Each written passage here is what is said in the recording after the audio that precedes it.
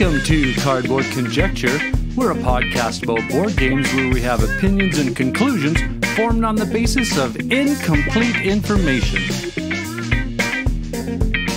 This episode of Cardboard Conjecture is brought to you by these great Saskatoon businesses: Amazing Stories Comics on 8th Street, Dragon's Den Games on 8th Street, MrDiceGuy.com, and Breakout Escape Rooms on Faithful Avenue.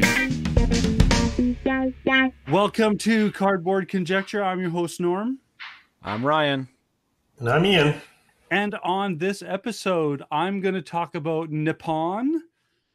Ian, what are you going to talk about? I'll talk about parks. Ryan? Nova Luna.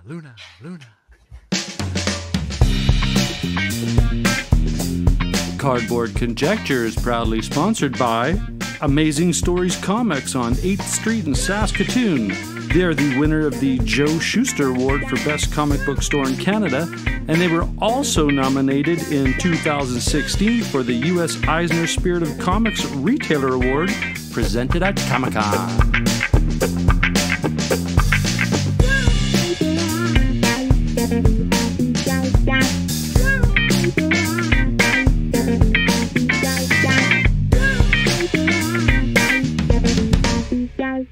All right, welcome back to Cardboard Conjecture.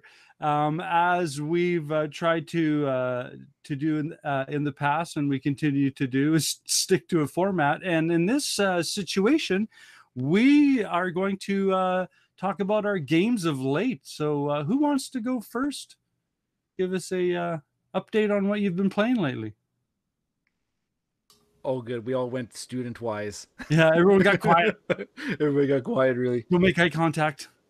I mean, I'll go first if you guys want. Sure. You got an interesting one here, so I want to hear about.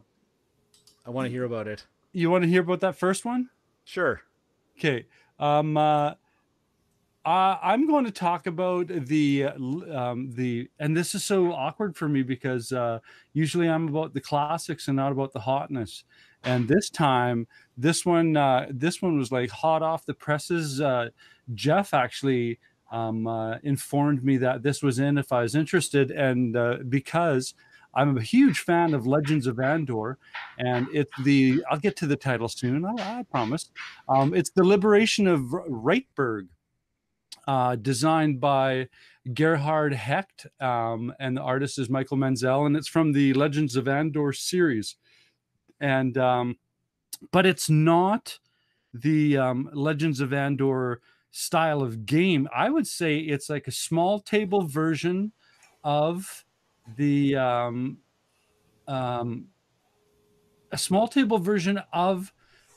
idea of that game. Because it's that same world of the art and the characters and that mythology, but now it's because before it was sort of like a tower protection kind of game. This time they've overrun the town, and you're trying to rid them cooperatively of all these evil monsters from the village of Reitberg, and basically it's straightforward. It's a card-driven game where you got a table in front of you with 6 zones that replicate the 6 areas of town, and in each zone there's sort of like a hidden boss or a hidden event or objective, and on top of that you get piled on the obstacles that are part of that puzzle that you have to solve. And some are face down because they're hidden and in the shadows, and some are face up, and you get to see if you're fighting a troll or if you're fighting, what monster that you're fighting, what its rating is. And each character comes with a small set. It's very, the card drivenness reminded me a lot of Martin Wallace with this. Everybody has a set of cards specific to their character. And in each set of cards, there's 3 different types of actions with your character, like moving to a location, doing an action specific to your character, like if it's a ranged weapon attack, or if it's a spell, or if it's a fight. And you're basically doing, like all cooperative games, is that each person takes a turn. There's events that happen, like an event timer, And in this case, you're trying to get meet the needs or requirements of 4 of these boss monsters at the end of it. And it was kind of cool. I've played it about 6 or 7 times already, and I'm getting kind of deep into it. It's a very interesting puzzle. It plays fast, which I like. It's not difficult to set up and take down, and it's kept my interest. So yeah, that is the Liberation of Reitberg. So just looking at the name, I thought it was a war game. And during like a war game. Yeah, and I'm guessing that during my whole spiel on it, you guys were looking into it. The artwork is very much like, it's all akin to that I guess that game's fantasy setting. Well, I heard cooperative, and immediately people should be thinking, how much is it like Pandemic? It's not like Pandemic at all. It's more like ghost stories, right? Because you've got, oh yeah, and that's why I didn't because the horror fight I was playing last time was very pandemic-y, right? You got to chase down these events that are happening and quell them. But this one was more like, you could have baddies pop up anywhere and you could move them around depending on your character's power. I played it solo, but man, I'd really like to play it like, 3-player or 4-player to get this synergy happening, because you can group up and team fight people with big hit point totals. So yeah, cool. Yeah. If you dig that whole ghost stories thing, where it's basically you're getting peppered by enemies, you'll have fun with this one. Neat. So yeah, neat. I like it. I like some of it because I grabbed your copy of Legends of Andor. Yeah, and it's a really cool series.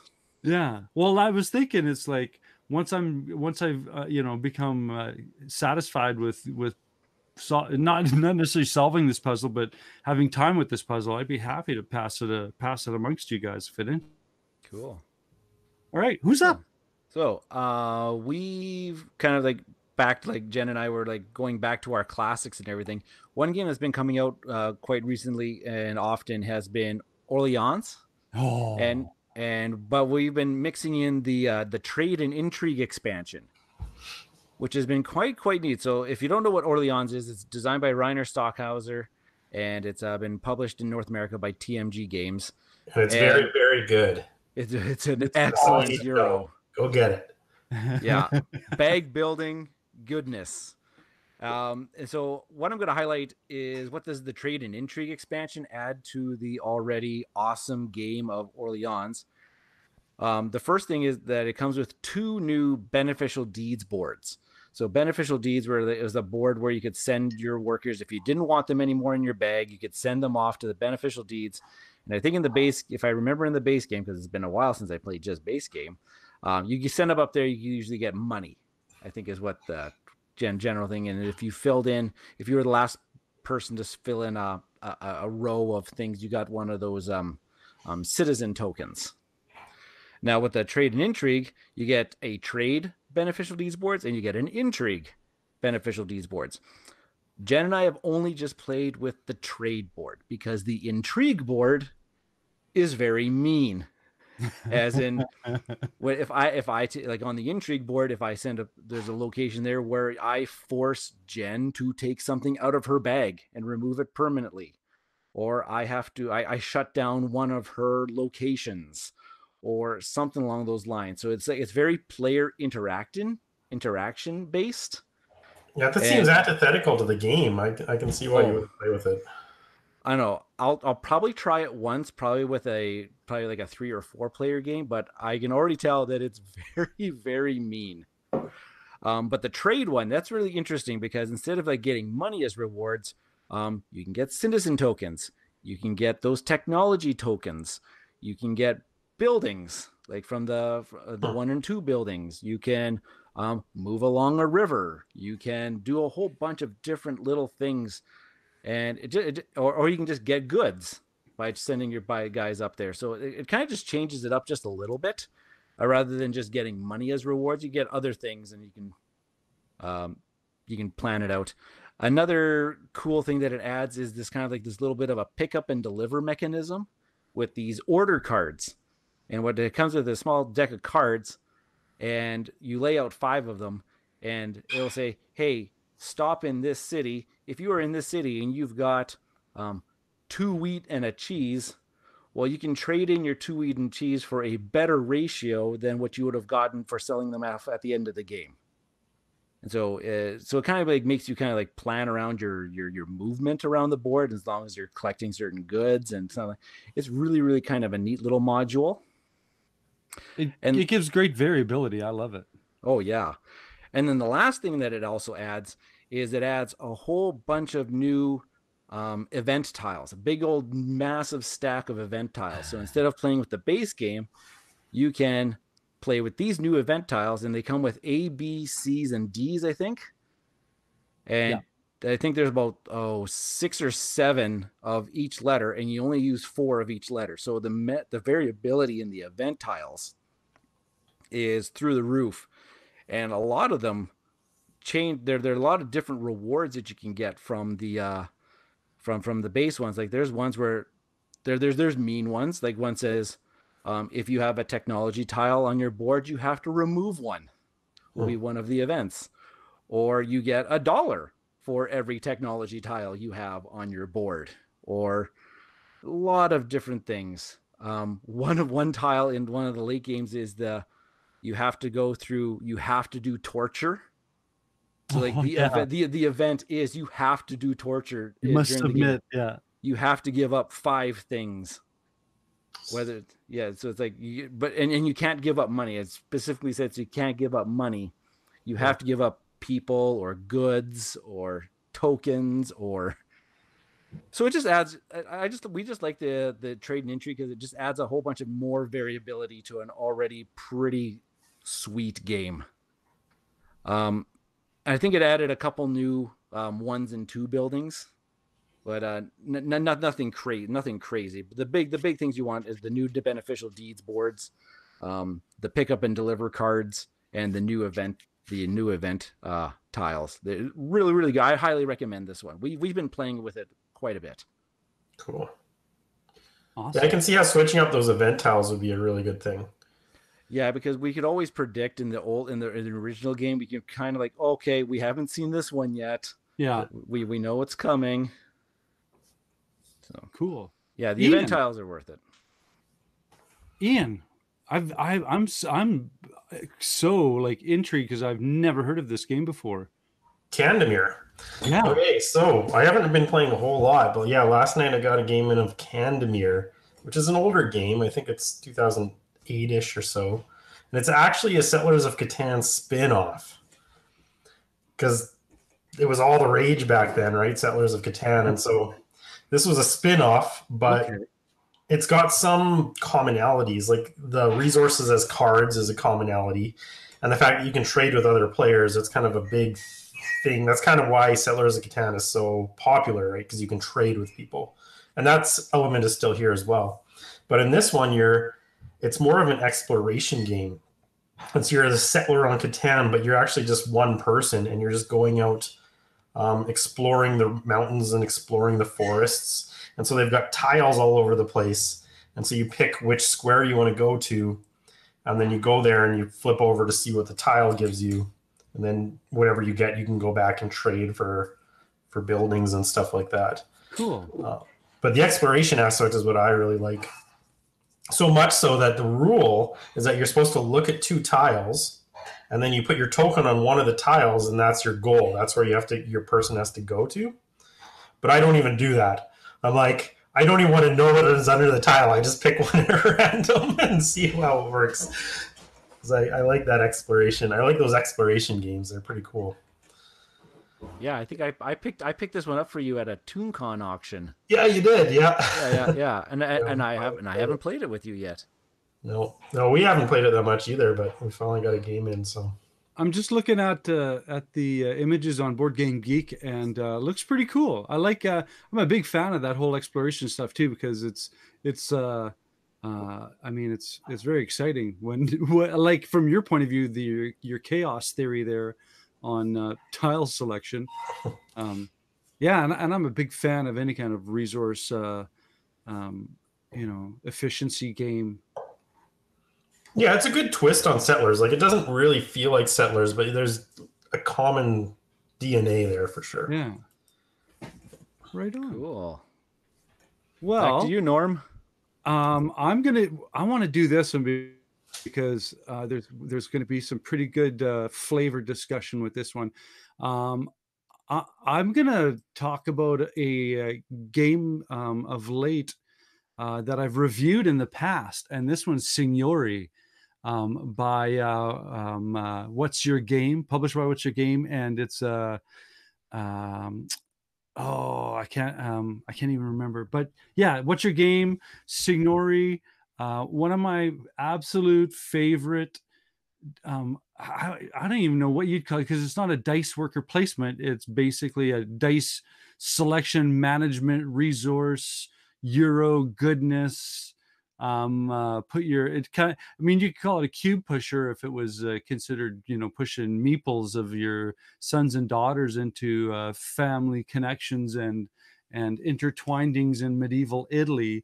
A dice worker placement, then yeah. I absolutely, when I played this game, well, when I was hearing about it a long time ago and played this game, this is what prompted me to go immediately out and get on my game that I'm going to be reviewing. But yeah, What's Your Game is solid in my books in regards to, for some reason, each one of your action selections that you choose has a subset of selections that you can choose, and within those subset selections of your choice, you might be able to pre-program triggers of bonus actions. So they're just that matrices on your player board of, when you set up that engine properly of using hired workers and probably, like, the economy is so tight where you have to plan out this proper flow of what dice you're going to pick. Because there's 5 slots of 5 different colored dice, which represent 5 different areas of action selection kind of thing, without getting too deep into it. But the cool thing about this is the dice rolled, the dice that you choose, if you want to benefit from the bonus action of the round, your dice pip total has to be under 13. And dang, man, if that's hard to do, if that isn't the hardest part of that puzzle to solve, and then after that point, you have all of those choices that I talked to you about to manage in regards to, if I flip this switch will trigger these 3 switches that if I had, like I said, mind enough to pre-program, I could start humming this engine and have this cascade of action be triggered and make your opponent kind of go, whoa, what's going on in your mad laboratory over there? So yeah, I can't get enough of this game. I'm a big fanboy of What's Your Game. Yeah, because we just recently had a game of this on Board Game Arena.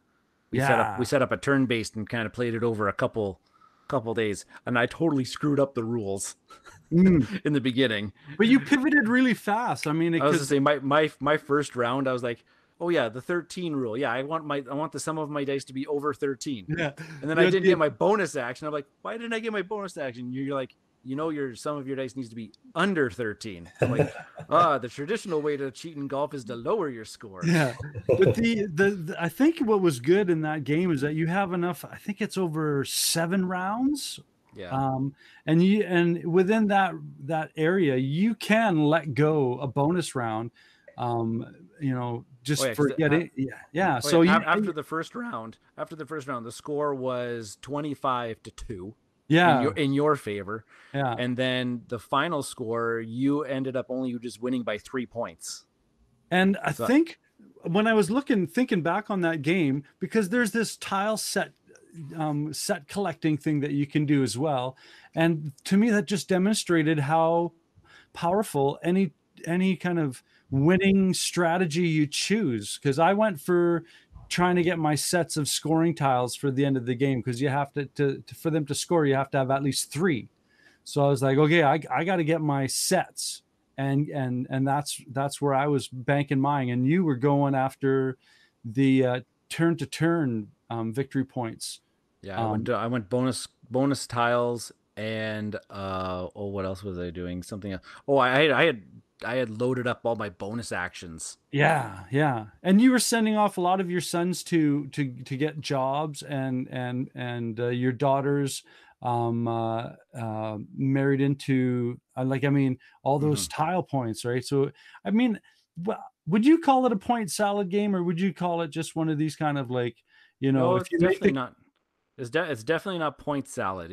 There's really about 3 or 4 different paths. I would say it has multiple paths to victory. Yeah. In that regard, you don't get points for doing everything. No, yeah. There's. But like you said, it's tight, and it could be a little bit punishing. Like you could fall behind in this one quickly. But yeah, no, Signori, great choice. It's a great game. I love it. Cool. So we've also been getting plays in of a Reiner Knizia classic. And we've been playing lots of Through the Desert. The Doctor. Oh, have you guys played Through the Desert? I never have, but I've always wanted to. Is that the one that's kind of connected to the readaptation of Blue Lagoon? Yes. Okay. This was kind of like that. So in Through the Desert, it's kind of hard to explain without having the actual board. But what you're doing is you're creating caravans of camels throughout the desert, and there's a whole bunch of victory point tokens all over the board. And what you're trying to do is everybody at the beginning of the game has a particular color of camel that they control. And what you're going to be doing is you're going to be creating, I call them trains or caravans of these camels all across the board. And if you just so happen to put your camel on a victory point token, you get to claim it. There's 1 point, 2 point, 3 points.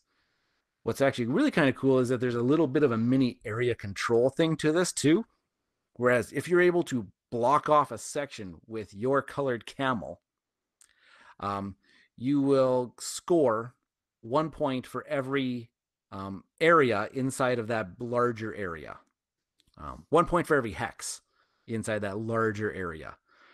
And then there's also some bonus points at the end of the game, whereas, hey, who has the longest purple caravan? Because if they play 2-player, Norm has a purple caravan and I have a purple caravan as well. But who made the longest purple caravan? And then there's 5 different colors in total. And yeah, this one's just it plays very, very fast. Like the box here says 45 minutes. Jen and I played at least 2.5 games already in a 45-minute span. It plays very, very quickly at 2-player. And I can't see it taking an enormous amount of more time at higher player counts. Because really all you're doing on your turn is you're placing 2 camels. You place 2 camels, and then that's it. You claim victory point tokens, or you connect to oases. If you connect to an oasis, you score 5 points. It's a really neat take on like the longest train mechanism of Ticket to Ride with a little bit of like area majority. It sounds very classic. Like it sounds like it's got a really classic, like old design. Yeah, because I'm not a Go person, but I can almost see similarities with that. I don't really understand Go that much. So I've heard that connection. My dad and I used to play a game where we'd have a page of dots and we'd connect and try to make boxes. Did you guys ever do that? Yes. Yep. I remember this game. It sort of sounds like that. Is it similar to something like that, or am I way off base? Okay. No, I would say that. But then in this case, as you're connecting, as you're drawing your lines in this case would be placing your camels. Every now and then when you place your camel, you can score some points when you place your camel. Or if you connect it to a certain point, you score some points. Type of deal. It's very, very neat. Yeah, I just looked it up here. The original version came out in 1998. So it's quite a bit of an older design. Yeah. At this point. When we play the remade Z-Man, the remade Fantasy Flight version, they kind of created a little line of what they call it Euro Classics is the actual title of the line that they made. And so like we have like Raw in this line as well. We have Tigris and Euphrates, Samurai. I have like my little Reiner Knizia shelf. The problem with Fantasy Flight is they're plastic, though, right? They love plastic. Yeah, but apparently they didn't change much of the mold of these camels. Oh wait, these are the camels that look like candy, aren't they? Yes, they do. Right. Regan has wanted to eat them. So yeah, I don't know. I would, if you ever have a chance to play it, it's really cool. For us it plays quick, and that's kind of like a neat draw to it. I think it plays faster than Ticket to Ride. Huh. And it's not as fiddly. Very cool. Cool. Ian. Geez, I haven't really played anything else. It's been pretty slow. I did do some box rearranging. I can talk about that. Cool. So I've got, because I love like condensing my expansions if I can. So like my Dominion boxes, I had like 8 different Dominion boxes that I shrunk down to 2. And now I'm working on that with my Catan expansions. Oh. So I had 5 Catan boxes. I think I've got it down to 3, but I still need some organization there. I like doing this. I do this as well because I want to try to condense as much stuff into one box so that I'm only worried about all my stuff just in kind of like one place. I would like that too. There's some where it's just not happening though. No, like Raiders of the North Sea. It's a fantastic game, and it already comes in like a smaller box, and that's kind of like what they were going for. And then if you add in the 2 expansions, the expansions actually add in quite a bit of like physical content, and I actually did manage to squeeze both expansions into just the base box without an organizer. But I've seen it. It's pretty slick. There's not much room in there though. Nope. I have to sit there and Tetris it.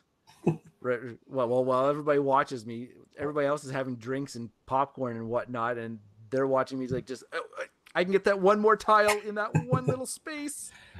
Done. Mad genius.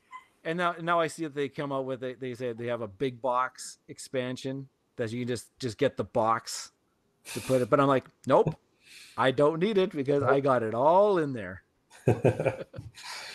Nice. I'll keep you guys updated on how my box situation goes. Awesome.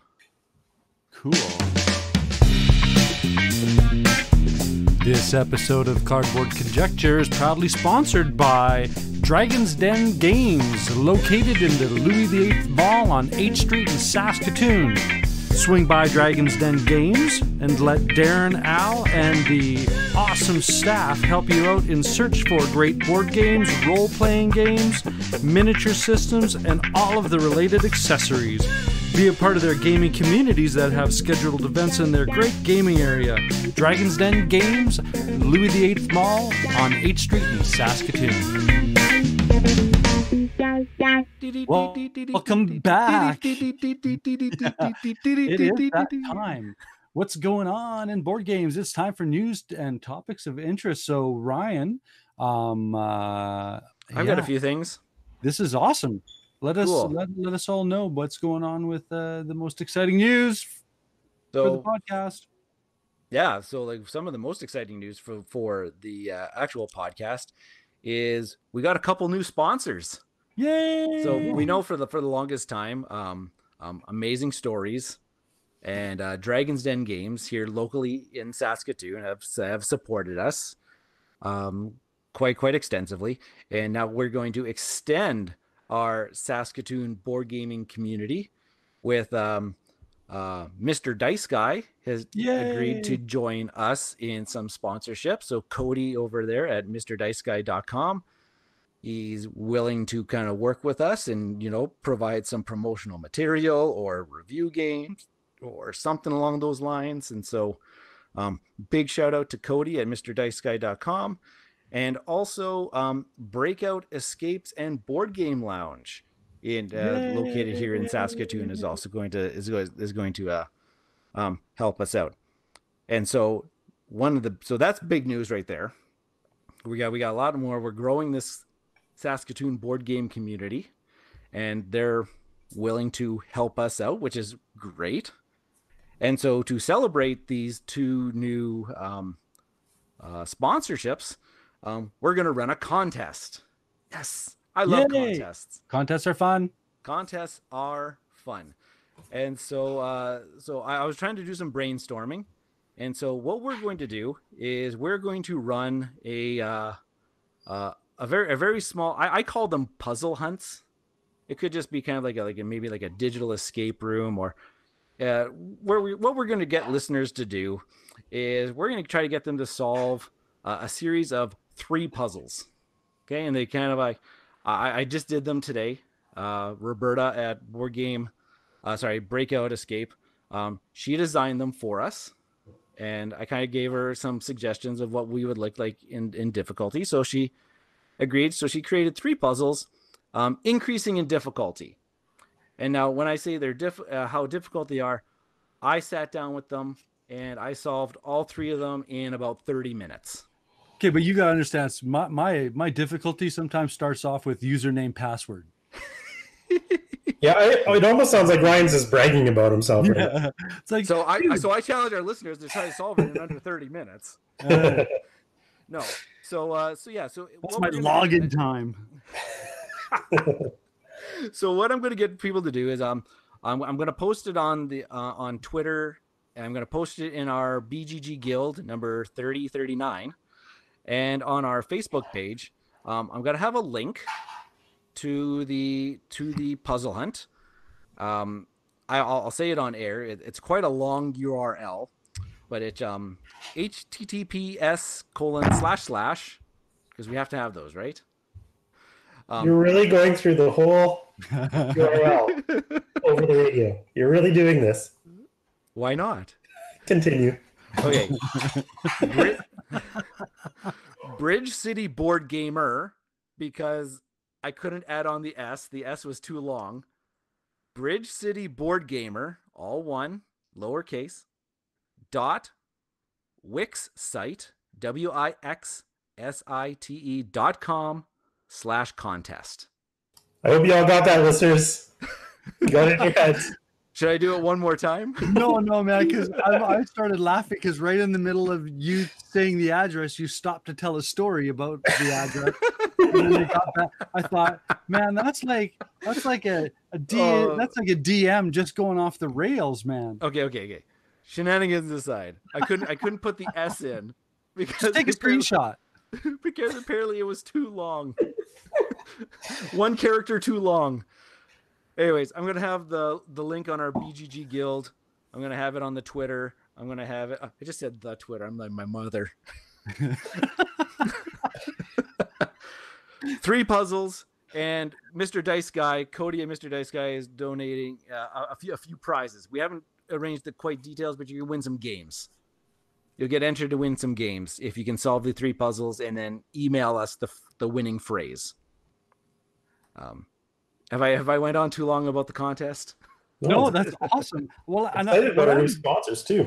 Well, and what I'm loving too is that we're able to start connecting people, because I mean, it's not like we're 3 teachers and that's our like DNA is to start making things have connections and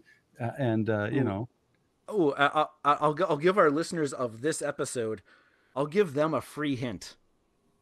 I'll give them a free hint of the puzzle hunt. It's going to be my username and password. I know. So both of you, listen up. So the 3 puzzles. So the answer to puzzle 1 is a clue to puzzle 2. And the answer to puzzle 2 is a clue for puzzle 3. It's like Inception. Yeah. Puzzleception. Yeah. For me, the last answer will be the place that I have to go to repair the broken laptop I have because I couldn't get in with my username password. Or the answer, like I ran a puzzle hunt with my school kids, and they were all shocked and amazed when the very final puzzle, the answer to the final puzzle was just winner, winner, chicken dinner. They're like, what? We went through all. They felt cheated. They did. Yeah. They were like, that was it. That's it. Yeah. That's not the answer to this one, or is it? I don't know. Oh dear. Okay. Cool. Enough of the shenanigans. What else has been going on? Get us back on track, Norm. You know what else has been going on? Virtual gaming cons have been popping up. I'm curious about that. So, like, with all of these things of the state of the world that we're living in with COVID, lots of the big gaming conventions and smaller local conventions are being put on hiatus for, well, like in terms of like Gen Con and Eschen Spiel, they're being put on hiatus for a full year. Like, they're not happening this year at all. They're just going to wait until they're just going to run again next year. Oh yeah, the whiteboard's getting cleaned off for this season. But what lots of people are doing now is that they're going towards these, what they're referring to as virtual gaming cons. So like BGG just had Con Online happen, and it's kind of neat.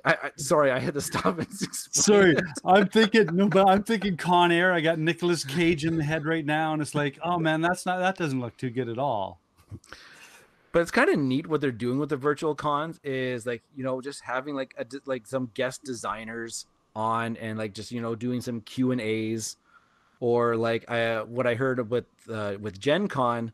I was listening to the Blue Peg Pink Peg podcast, and they're going to be hosting like some sort of like online gaming event, like a trivia show. Origins is going to do a lot of that same style of Origins and stuff. Yeah.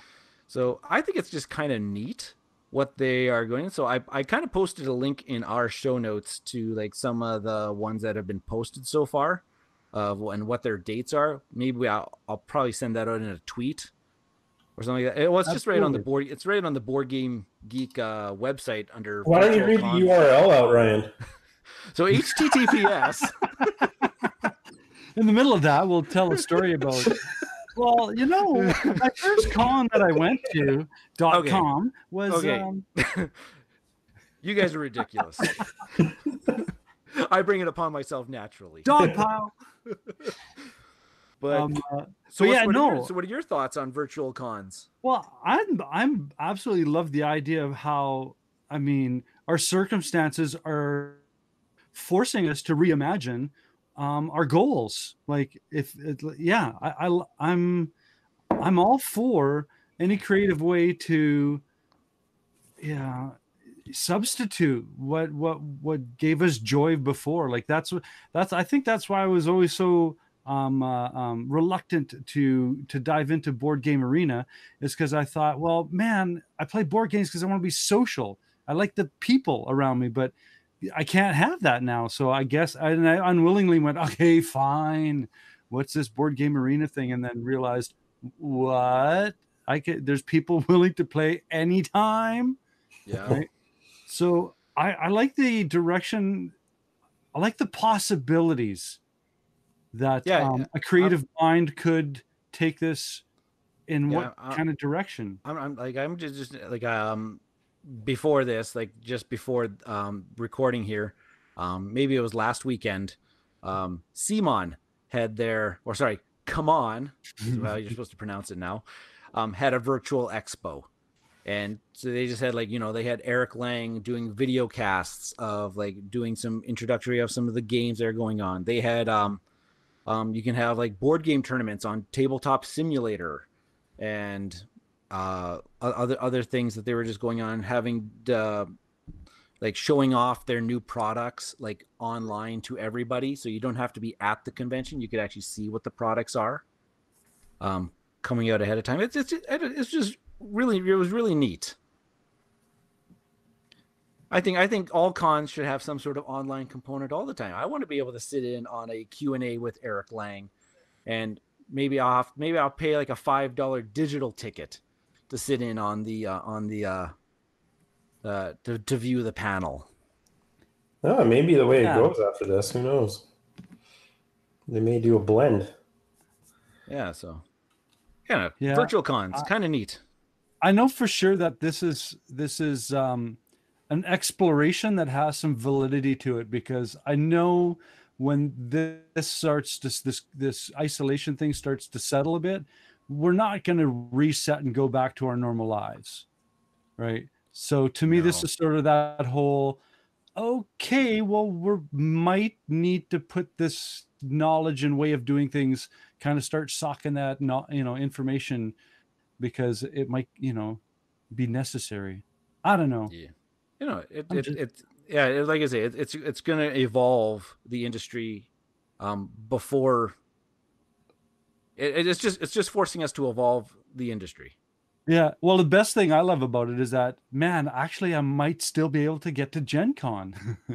You can do Gen Con online. Yeah. I might still be able to get to Origins. Yeah. See, I don't really, cool. I don't know. I've never been to one of these big conventions before, so I don't know what the best parts are, right? So I don't know what I would be, if I was a regular attender, what I would be missing this year, and whether that would be being filled by these virtual cons. I don't know. Apparently with Gen Con, what you'll be missing is the big, massive crowd gathering into the marketplace. Oh man, this I don't know if you guys know of the Tony Shalhoub character Monk from a TV series in the States. But he's basically the germaphobe kind of Howie Mandel type, and it's like, after this, the thought of going into like a big convention like that, I would just be catatonic, man. So like, even when I'm watching movies and TV shows now, I look at them, I'm like, they're not social distancing. Why are they just standing beside each other like that? Dude, aren't they aware?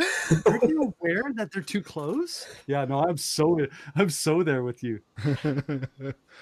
Okay, are we done with virtual cons? I think so. Yeah, I think so.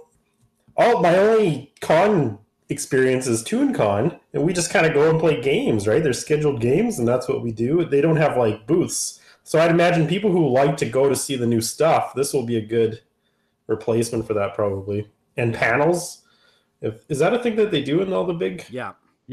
Those bigger ones have like the big like panels, or they have like side events.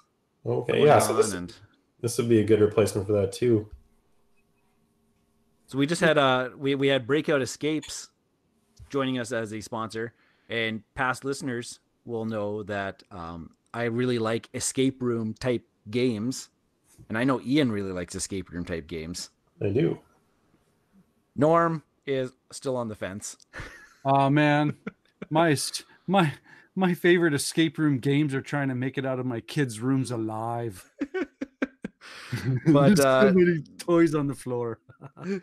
But previously on the show, I think on one of our Cardboard in the Classroom episodes, Norm had the pleasure of interviewing Shen Fung Lim, yes, a Canadian designer. So Shen and his other design partner Jay Cromier, they're designing some escape room type games. And cool. they're kind of designing, it's going to be a series. It sounds like it's going to be a series of games, and they're calling it the Coded Chronicles type of games. Now, I haven't read a lot about this yet. I have kind of done a little bit of things where it's going to be like an escape room type game. It has a bit of a narrative style to it. There's going to be puzzles you're going to have to solve. There's going to be like storybooks that you're going to have to go into and read. Passages, like kind of maybe like choose your own adventure kind of like maybe. But the kind of cool thing is that the first couple that they've introduced are they're IP based. So like the first one that's going to be coming out here is going to be a Scooby-Doo themed. And I thought that's a great idea for like one of these like escape room narrative type of games, is like, they're like the cartoon mystery solvers themselves. It does make sense, yes. As does the second one, I think. Yeah, and then they just recently announced that another one that's being developed is going to be the based on The Shining.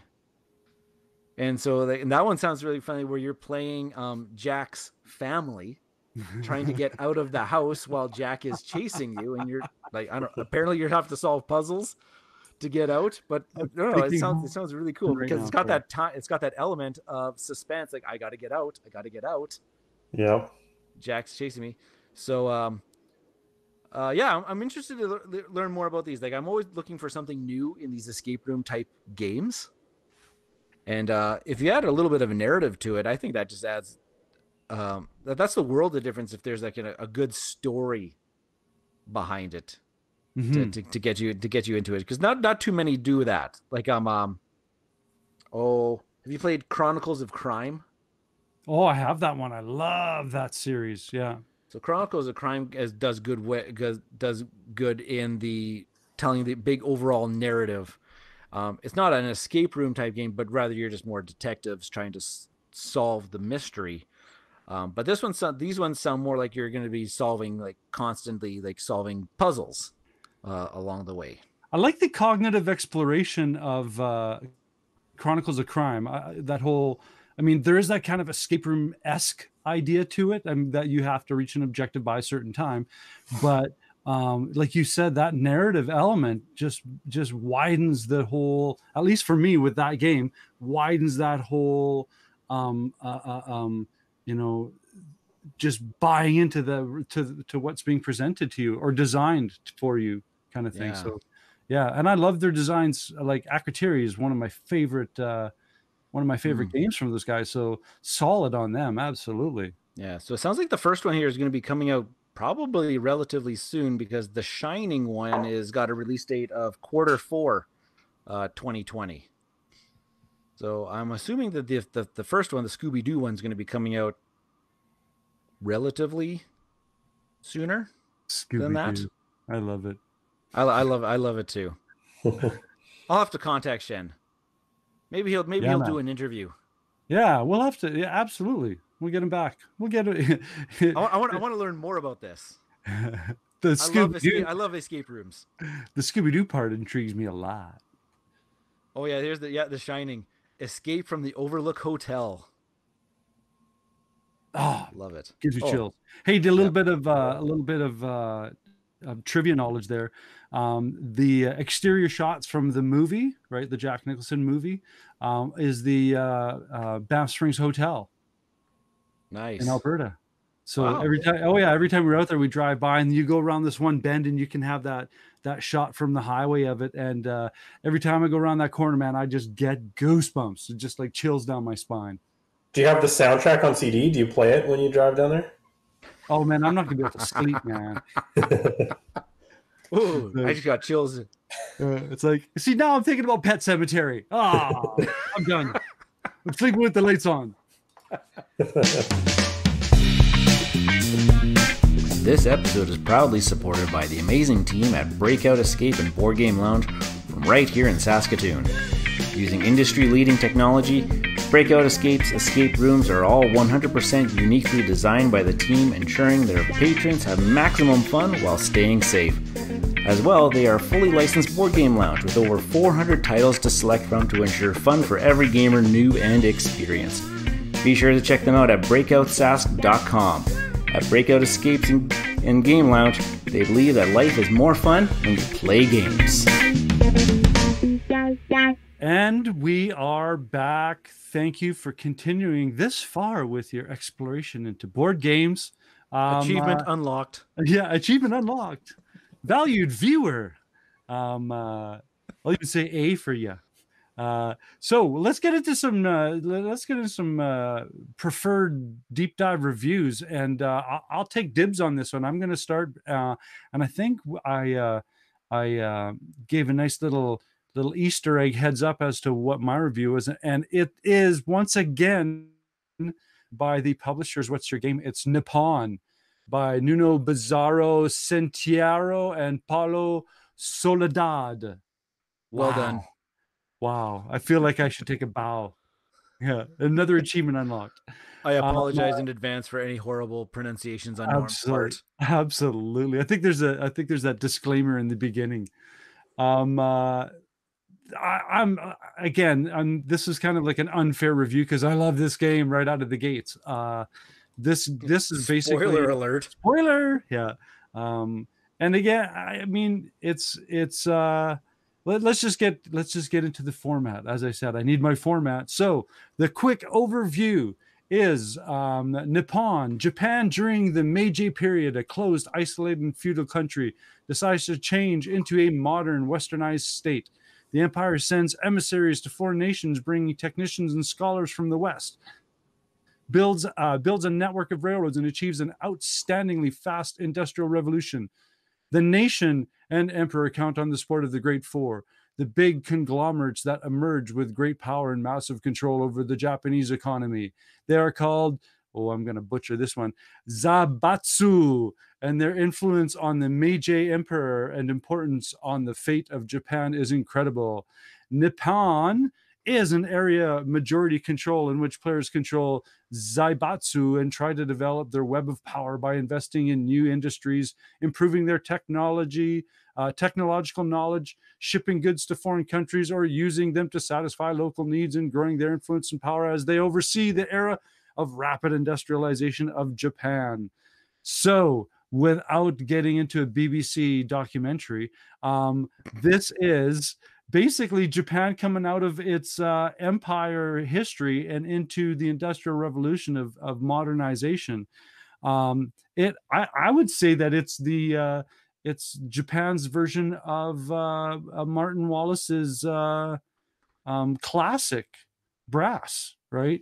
And it's now that's the economic theme to it, where there's industry, there's production, there's selling, there's contracts, there's all of that dynamic thing that you would know in kind of an economy game. But what I love the most about it is how they use the worker placement, the reverse idea of worker placement, because as in with what's your game's designs, and I don't know if it's purposefully, but a lot of them, like I said, is you have a choice of 5 or 6 choices, and in those 5 or 6 choices you have an A or B to pick, and in that A and B there's this whole kind of matrices of you're starting to create this web of engine or influence or productivity, right? And how it works is in each of these action areas you have 3 meeples and the game that has this idea of these meeples represent the different, I'd say, influences of industrialization, right? There's blue, yellow, there's, I think, 6 different colors. And the idea is that as you're developing your businesses or your companies or your, as they say, your zaibatsu's power is that you heard that, eh? You choose a color of a meeple from this area of 3 that it starts off with. So let's say if I want to build an industry, there's going to be 3 meeples in this area that has an A and B decision. But what I love about it is when I pick a color and it comes down into my workforce, that as I'm filling up my workforce slots, and you probably would get about 6 turns before you start to cycle the turn order and work your way through to the end of the game, is that it's a worker displacement. And that's, I've never seen this before. That is, to me, is the most intriguing thing of this game. And basically how you win is like any other good Euro, is the most victory points. And how do you get victory points? Is trying to find that synergistic connection between what industries I choose, where I deploy them on my area influence map of Japan, what those bonuses contribute to, and how that ever slowly folding cascade of engine development that you create on your board and on your player board and on your main board. So I think it's just such a fantastic game in that regards. It does probably one of the most unique things with worker placement. So let's go to straight to the opinions. I think I did a pretty extensive overview and nuts and bolts explanation of it. But from the outside in, it's your standard 12-inch by 12-inch by 4-inch kind of Ticket to Ride box. Pardon me. The art is very much of the time period of that Japan industrial revolution, pivot period of that time. I would say it's got a very distinctive "what's your game" look. Oh yeah, style art to it. Yeah, like if you put all their boxes together, they thematically have a common tone to it, which to me is very comforting. Continuity, yeah. The fonts are great. The graphics read great. The imagery is, I mean, the icons make sense. It's not a difficult game to understand. The components are rock solid. Like that. If I had any complaint with that company's components, and it probably could just because of our climate, because we live in the prairies and it's dry, that the boards are on the thinner stock and they tend to sometimes butterfly or warp a little bit on me. But I'm nitpicking at this point when it comes to components. Everything is solid, like nice thick cardboard. There's no cheaping out on their components. You gotta do what I do, is just stock up on those little salt packages that you get in like a pair of shoes. Yeah, I have a big old box of those in my basement that I just throw into my games. I gotta start thinking about that. That's smart. But that, I mean, I'm nitpicking at that point. The game system, pardon me, it's dry in Saskatchewan. The game system, game style, like I said, it's got the DNA of that publishing company's games. Asgard's the same, Signori's the same, Railroad Revolution has that. And I'm not saying that it's a repetition and they're photocopying the same. I'm saying that it's sort of like, Eric Clapton. You can hear his influence in every version of every reinterpretation of every guest appearance he's done. You know that sound, that feel, that DNA, right? They're known for, like, you always have an interesting decision at the helm. Yeah. Well, and while speaking of that, I'm never one to have a little bit of brain lock on anything, but this might jam up some people because of the depth of connectivity. And if you don't like making mistakes, oh man, might have some rewind regrets. But this is one of those definite tactical kind of decision games. The unique mechanism is exactly what I said. It's that bizarre worker displacement, right? And it's that worker displacement that once you and there's 3 kind of stages of refresh of the workers, and that's the trigger of going on to the next round. Is once you exhaust the workforce of that era, I would say, or that time period, then you go into the cycle of refreshing and you move the time marker. And there's 3 stages of scoring, and that's where that great kind of El Grande-esque scoring comes in too, with these zones. I love it. Does it all connect to me? Absolutely. If you're talking about industrial revolution, you're always talking about economy, you're always talking about production, you're always talking about the machine, and it does it well. So I mean, my conclusion, I've been gushing about this game since before I even said the title, so it is on my top shelf, which with many other of that publishing company's games. And I know Ian's ready to tell me how much he loves his Vinos. I do. I really do. So yeah, this is to me top shelf. If you ever have the chance, and I think it's out of print, but this is the beauty of our certain condition right now in isolation, is it's not out of print on Board Game Arena. Mm-hmm. So if this interests you at all, go to Board Game Arena, and they have great links on download the rules, watch some learn how to play videos. I want to teach you guys this game if we ever have the chance. So that is my review this week, is Nippon by What's Your Game. Yeah, So this has always been one that interested me. I don't know why we never played. Like when I said to it that way, I've never played it. You kept like going like, what? ever? Yeah. Ever? I have not shown you this yet. So Ian, does this taunt your interest? It is interesting. How long does it take? It follows the same protocols of that company's those games, and I would say 60 to 90 minutes, right? I mean, of course, a learning game is always going to be a learning game, right?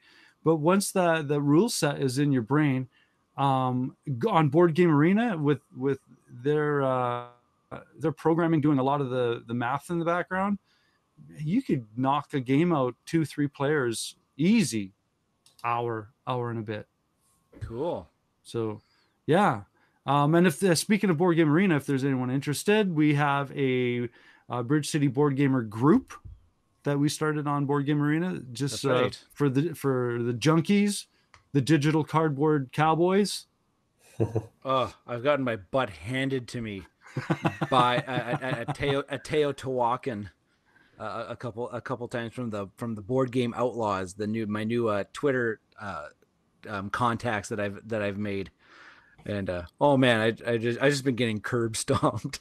Nice. This episode is proudly supported by Mr. Dice Guy online board game retailer located right here in Saskatoon. Mr. Dice Guy is always stocking the hot new titles, as well as restocking all-time favorites. They even have a ding and dent section for previously played titles. They offer free shipping across Canada on all orders over $200 or free local pickup if you're in the Saskatoon area. Check them out at MrDiceGuy.com. Saskatoon's Mr. Nice Guy is Mr. Dice Guy.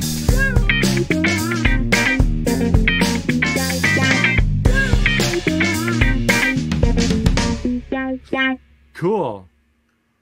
All right. I'll take the lead on the next one because it's a game that's kind of sprung into the hotness a little bit of late, as in it was been nominated for the as one of the nominations for the Spiel des Jahres, and that is Nova Luna, and designed by Uwe Rosenberg and published here in North America by Stronghold Games. And so, yeah, this is a 2020 release. And if I say Uwe Rosenberg and I say tile laying, what you're probably going to think is, oh my gosh, another Uwe Rosenberg tile laying game. But yeah, this one's a little bit, yeah, patchwork. Then there's that trilogy of like Indian Summer, Cottage Garden, Spring Meadow, where they all use those polydomino type of tiles, and you gotta Tetris them together. This is not one of those tile laying games. I know, I was shocked. A new Uwe Rosenberg game that's tile laying, but it doesn't use polydominoes.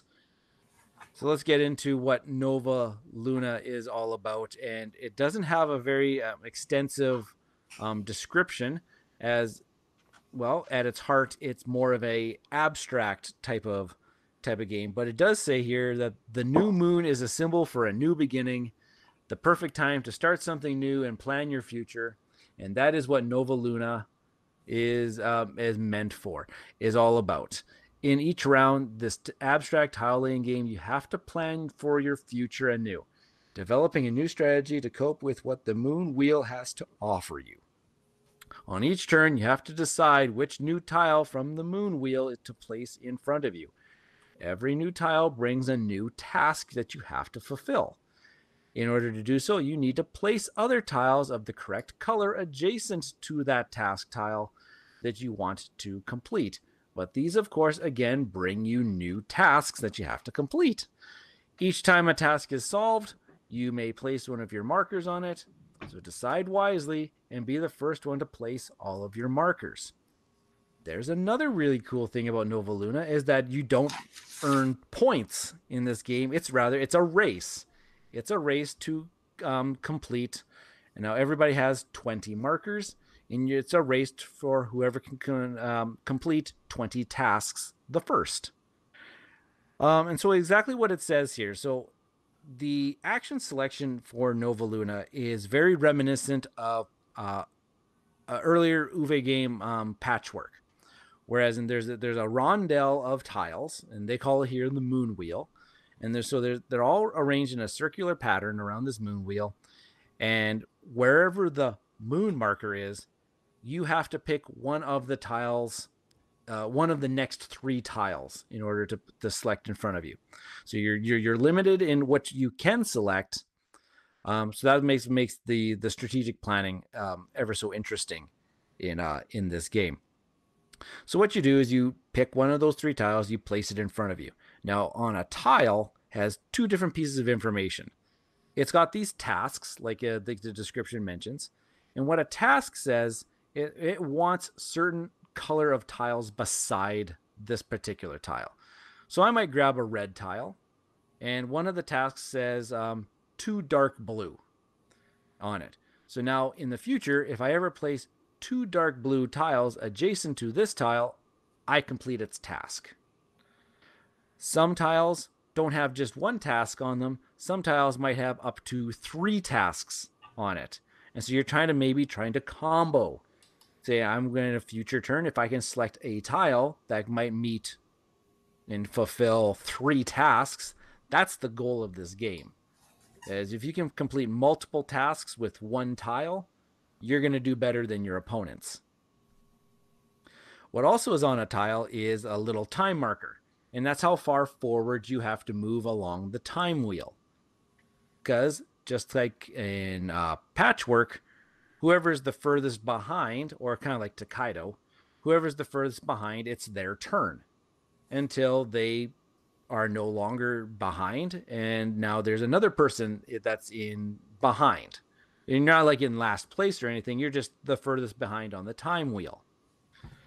What's kind of interesting is that the time tokens can range from 2 time all the way up to like 6 or 7 time. And the lower the number on the time, the more complicated the task is. And the higher the time value, the more simpler the tasks are. So I can take, this is a very, very simple task to complete, but I have to jump way down the line on the time marker. So it's not going to be my turn for a little bit, unless if somebody else takes another easy tile. I thought you said this was different than Patchwork. It is. Okay. It is. Patchwork, you're still scoring points like in like buttons. Yeah. But this one, it's a race to complete tasks. Yeah, this is going to get a lot of comparisons to Patchwork, which is a very fantastic design. Also, probably why this one is nominated in the Spiel category. It's very simple to play. Like you'll play we play a 2-player game in probably like 10 minutes. It's pretty quick like that. And plus, once you start recognizing combos that you can make.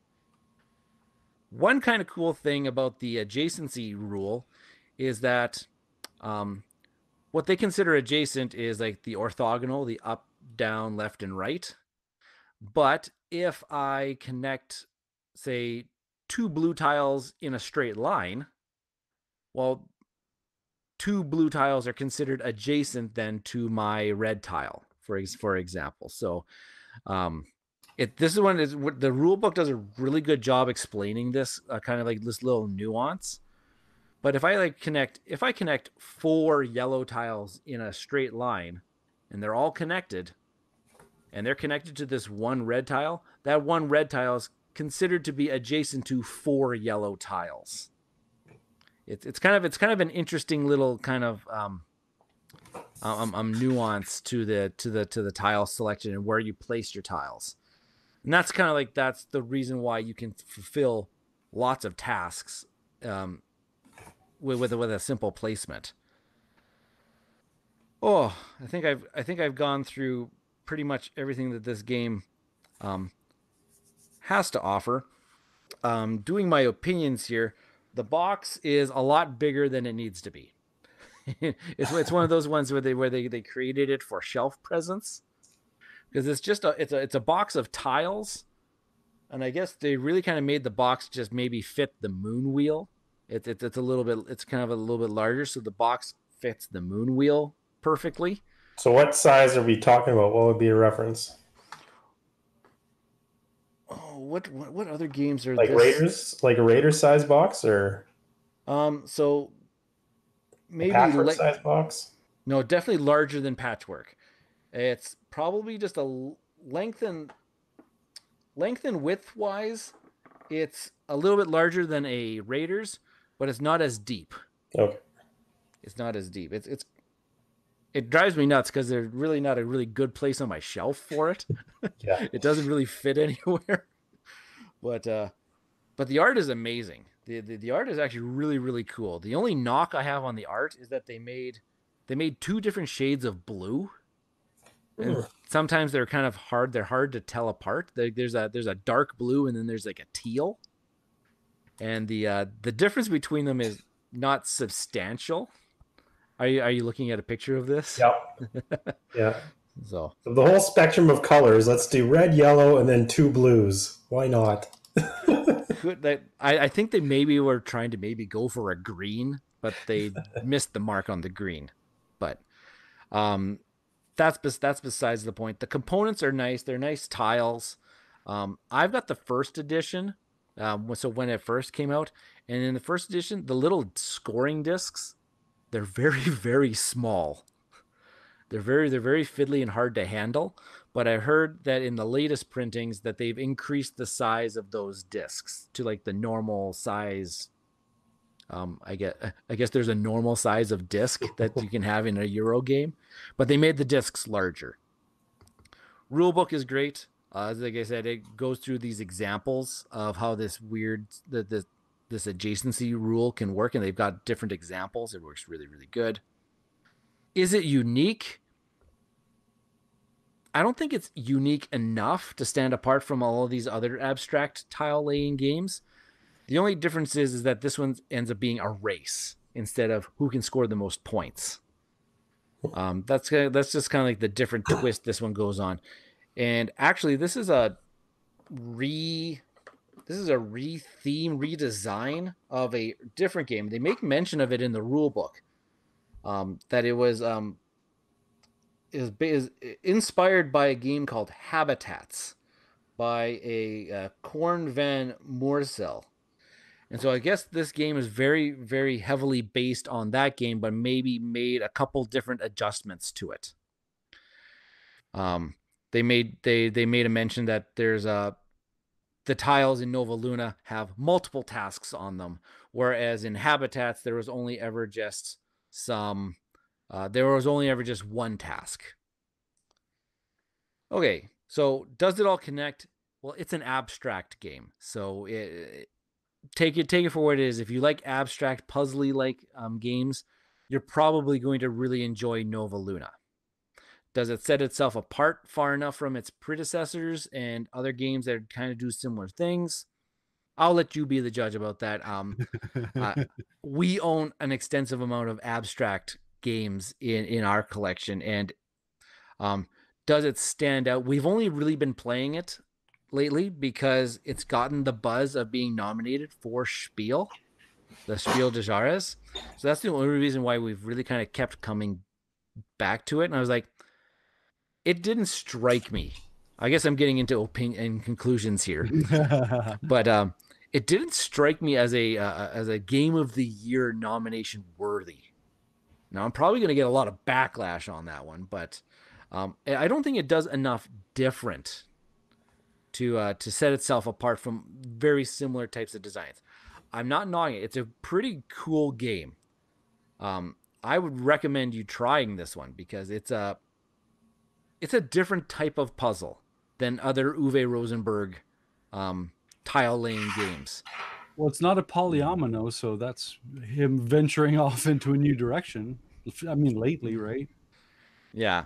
So, and the fact that it's a race, there's a time crunch. Like, so I'm speaking from a 2-player.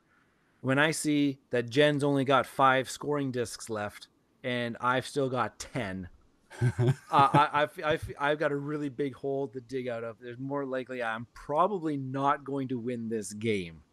So there is kind of like that kind of sense too, that you can probably in the late game, you'll predict who is going to complete their tasks first. There's not much in a catch-up mechanism in this game. If you plan carefully and you're able to score multiple tasks with one tile, and you can do that more often than your opponent, you are going to win this game. And if you don't plan for that either, you're not going to have success. So it could be frustrating in that event. And it says it plays 1 to 4. Yeah. So there is the solo mode is just one of those, hey, try to beat your score type things. I haven't ventured into the solo mode. But is this a good 2-player? Like from your? I think this would be. I think this is a great 2-player game. I've heard lots of people suggest that they would not want to play with 3 or 4 players. I want to try that, just because there would be that there. One of the game end triggers is whoever can fulfill 20 tasks, like gets rid of all their scoring tokens. Yeah. Another game end trigger is if there's no more tiles left in the box. Ooh. And so I think that would happen more often with a 3 or 4-player game than it would be with a 2-player game. So I want to see what that would happen. It would push the boundaries of the game, that's for sure. Yeah. Yeah, because when the tiles run out, then you just see who's completed the most tasks. Cool. At that point. So Nova Luna, it's been nominated for the Spiel. Not sure about that one yet. I still think my city is going to win it. That's the Reiner Knizia Legacy game. Yeah. I think that one might be the way the Spiel goes this year. I could be wrong, and people are going to burn down my door with pitchforks. But Nova Luna is definitely a solid game. If this is going on middle shelf, do you conclude that this is going to push out anything? No, this one's not going to push out anything, but it's going to stick around for a while. Okay, cool. Mainly for its quick playing time. Is there other ones? I think we like to play Patchwork more, and I think Patchwork is definitely a better design of his. Yeah. But yeah. Nova Luna, middle shelf worthy. I am predicting that it's not going to win the Spiel. It sounds like you're like those people who are trying to watch all the Oscar-nominated movies before the Oscars come out. That's what you're doing, isn't it? That is. But guess what? My City by Knizia is. I don't think it's going to hit North America before the winners are announced. Probably not. But I'm interested in that one. Cool. All right. So we're on to Ian. Trekking not Trekking National Parks. No, this one's just Parks. Parks. So Parks came out last year. It's by Henry Audubon and produced by Keymaster Games. It's 2 to 5 players, but it's actually 1 to 5 because there is a solo mode. It takes about 45 minutes on the high end. It's not a very long game. What it's all about is you're playing the role of 2 hikers, and they're trekking the trails to see sights, observe wildlife, take photos, visit national parks. That's really what it is. And the way the game works, a brief overview, is that you're trying to visit as many parks as you can, and parks come in these sweet cards that just look awesome.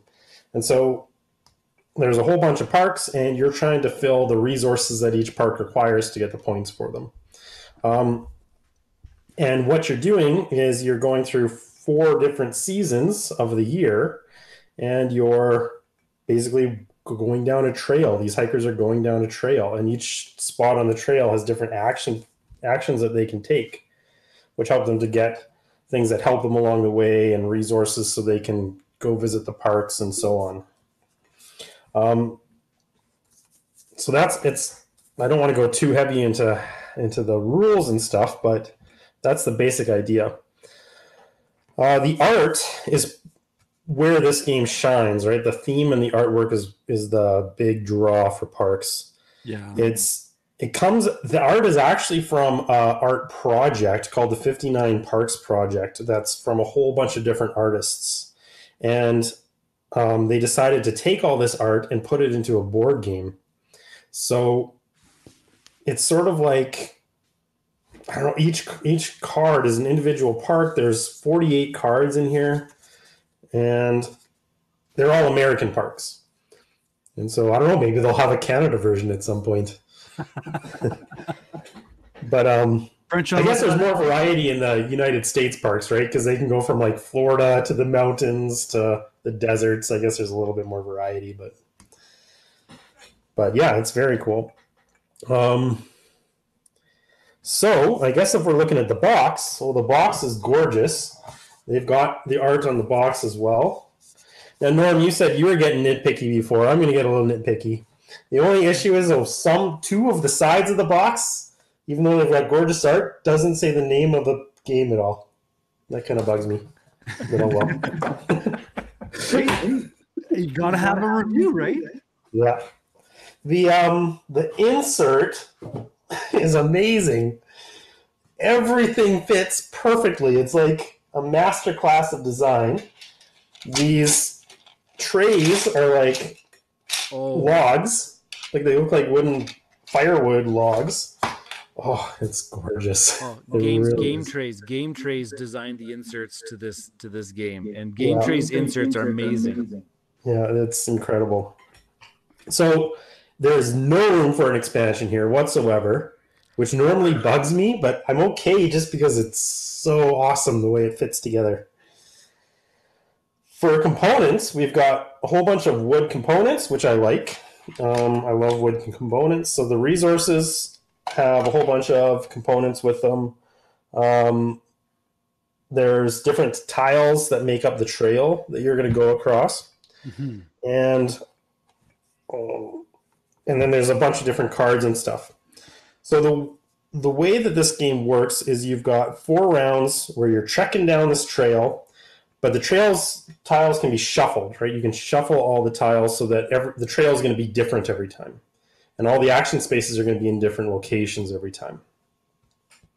But you can't go backwards, but you have 2 hikers to choose from, right? And you can't go to a spot already blocked by somebody.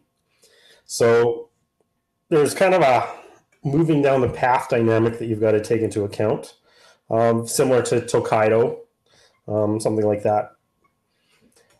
You're trying to collect resources along the way so you can fill your parks. By the time you get to the end of the trail, you can visit a park. And there's also some other cool things, like you can collect gear cards along the way, which help you. Like, for example, you need 1 less resources to visit parks if you have sunscreen or something like that. Yeah. And there's also a kind of a cool idea where there's canteens, where if you get water as a resource, you can immediately fill a canteen and take whatever special action your canteen has.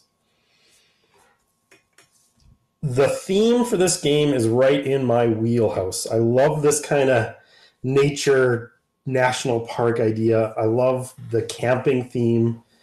Oh, it's great. And the cool thing is I got this for Christmas from my brother-in-law had me in our Christmas draw. And so it's kind of cool because he is also like, he is a massive outdoorsy guy, right? And so I've kind of got that connection with the fact that this is right up his alley too. Nice. So I don't know, that's always cool, I think. You've got that connection. The theme doesn't entirely connect. Like if you think about it, you're collecting sun. Like that. Like sun is a resource. So somehow you're collecting sun, and if you collect enough sun, you get to go to Yosemite National Park. I don't know. There's also the idea that you're already on a hiking trail so that you can visit a park. Well, wouldn't you be on that trail in the park already? So we're into like Back to the Future paradoxes, man. We can't go down that path. Yeah. So there's some theming issues there, but the theme itself is, I just love it. Like it immerses you with all the components. So it's pretty great because it's a very cool game. I don't know that it's that unique though, right? The mechanisms are all stuff that you've seen before, like collecting resources to get your points cards. That's been done a million times. If you know Tokaido already, you understand the moving down the path. This is a little different because the path always changes and because you've got the 2 hikers that you can choose and things like that, but the same fundamental idea is still there. but it's a good Sunday afternoon game. Like it's one of those games you can just kind of relax with, right? Cool. Yeah, I think it's great. I think the theme is great. Um, there's enough bits and pieces to it to make it different enough from something like Tokaido. It's just the walking trail is the only real similarity there. But again, they switch it up enough that I think it's okay. The artwork is what compels me. I haven't played it yet, but the artwork compels me to be drawn into that game. So I'm very glad you put this one up for review. Yeah. This is awesome. Yeah, this one is going to get compared to the mechanism of Tokaido. I'm quite a bit. Like I even just mentioned in our chat here. I think I don't own this one, but I think I like this game better I was thinking than Tokaido. I just like it has that just that next step. Yeah, it does. Yeah. It has that next step. Now I have like the expansions for Tokaido, and they do add a little bit of extra to it. I like what this one did with it. Yeah, Tokaido is a fantastic game. Oh, absolutely. But I'm intrigued and compelled, and that's awesome because hey, that's money out of my pocket. Yeah, it's a nice small little box game. It's a great game. It would be, I don't know, what's your high top shelf, what middle shelf? What else do you guys have for your rating? Top shelf, middle shelf, bottom shelf, trade pile. Trade pile. Okay. I don't know. It's somewhere between the middle and then I'd say the art almost bumps it up to top shelf, but it's between middle and top. Cool. So I think we had a well-rounded journey today, gentlemen. What are your final thoughts of the episode? Well, I like to read hyperlinks in full for people just the thing. So we like I like this episode was pretty fun. This one highlighted some shenanigans. We highlighted some games that we have been enjoying as of late. Mine was more of a force. I'll admit mine was more force because it was the Spiel des Jahres nominated. I was like, okay, I got to see what people are talking about here because I didn't see it. But no, it's been good. I want to play with people again. Oh, I know. Sometime. But hopefully this Board Game Arena group that we started will prompt us to at least start trying to fake the social connection by gaming online and doing a little Zoom social video calling kind of thing. So yeah, no, I thought this was a great time today. And people should check out our Board Game Geek Guild. I've started up an initiative where I've been posting a topic a day. That's right. For people to be talking to talk about. Quickly run through your Monday to Friday my Monday to Friday lineup. Yeah. So Mondays. Themes, Mondays, man. You're a teacher. You're a teacher all the way. And I've been trying to do the norm alliteration thing. I don't think I was very successful, but whatever. We got mechanics Monday. So I just choose a board game mechanic. And like today's was drafting. Oh, yeah. Drafting. We're talking about drafting in games that involve drafting. We got Twitter Tuesdays, where I'll just highlight somebody that I've been following on Twitter. And you can follow them as well. I would highly recommend it. What you've been playing Wednesdays is kind of like your opportunity to flex a little bit on what you get to the table. I got Beastie Boys running in my head for that one. What you yeah. What you playing?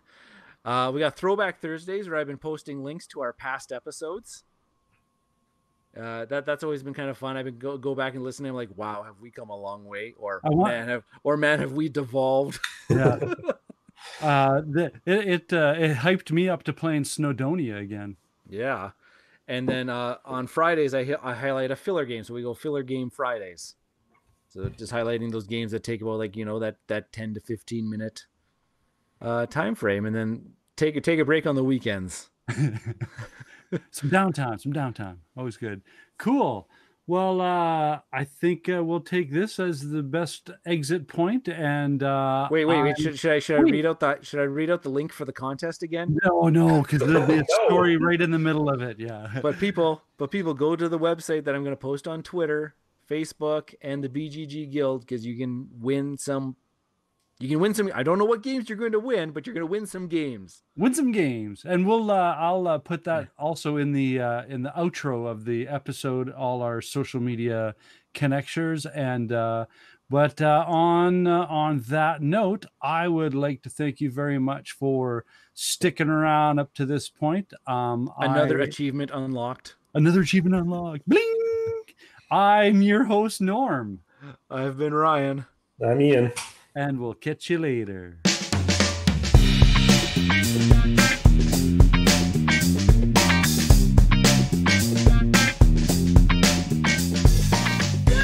We are Bridge City Board Gamers, and you can find us on Twitter at BC Board Gamers, on Facebook, Bridge City Board Gamer Community, and on YouTube at Bridge City Board Gamers.